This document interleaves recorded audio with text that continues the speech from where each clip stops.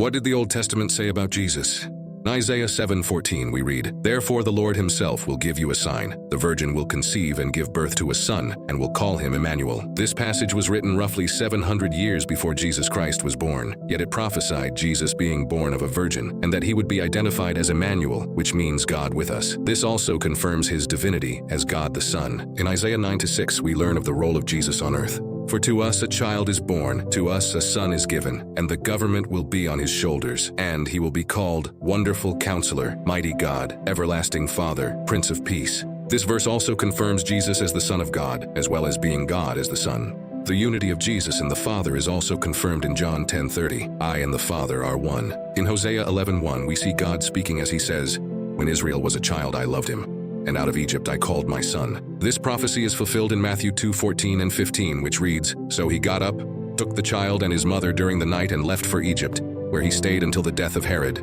And so was fulfilled what the Lord had said through the prophet, 'Out of Egypt I called my son.'"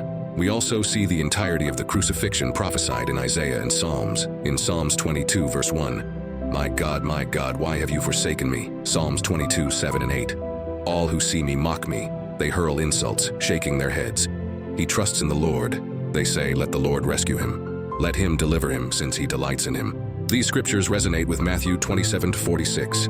About 3 in the afternoon, Jesus cried out in a loud voice, "Eli, Eli, lema sabachthani," which means, my God, why have you forsaken me?" Jesus says this as he is bearing the full weight of humanity's sins, and he feels true separation from God for the first time in that moment. Matthew 27:39, "Those who passed by hurled insults at him, shaking their heads." Matthew 27:41-43, "In the same way the chief priests, the teachers of the law, and the elders mocked him.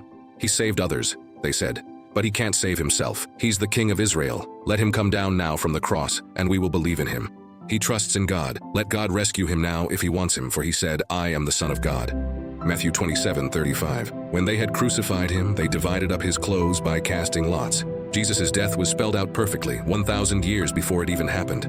And Isaiah 53:5-7 gives us more insight on it as well. "But he was pierced for our transgressions, he was crushed for our iniquities. The punishment that brought us peace was on him, and by his wounds we are healed. We all like sheep have gone astray. Each of us has turned to our own way, and the Lord has laid on him the iniquity of us all. He was oppressed and afflicted, yet he did not open his mouth. He was led like a lamb to the slaughter, and as a sheep before its shearers is silent, so he did not open his mouth." Isaiah 53:9 says, "He was assigned a grave with the wicked, and with the rich in his death, though he had done no violence, nor was any deceit in his mouth." This was fulfilled in Luke 23:32-34, which reads, "2 other men, both criminals, were also led out with him to be executed. When they came to the place called the Skull, they crucified him there, along with the criminals, one on his right, the other on his left. Jesus said, 'Father, forgive them, for they do not know what they are doing,' and they divided up his clothes by casting lots." These are several of the hundreds of cross-references that speak of Jesus in the Old and New Testament.